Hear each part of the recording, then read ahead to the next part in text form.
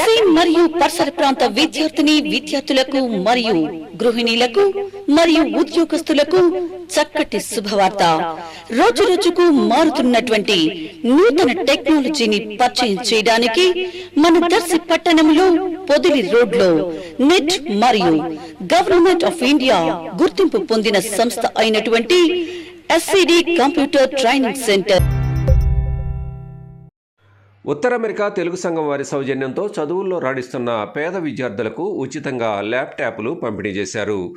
దర్శి నియోజకవర్గం ముళ్లమూరు మండలానికి చెందిన 20 మంది బాలబాలికలకు ఉల్లగల్లు గ్రామానికి చెందిన NRI జిల్లెలముడి వెంకట్ స్పాన్సర్ చేసిన ల్యాప్టాప్స్ను తెలుగుదేశం పార్టీ నాయకులు డాక్టర్ కడియాల లలిత్ సాగర్ చేతుల మీదుగా పంపిణీ చేశారు. ముళ్లమూరు మోడల్ స్కూల్లో నిర్వహించిన ఈ కార్యక్రమంలో పలువురు విద్యార్థులు వారి తల్లిదండ్రులు పాల్గొన్నారు.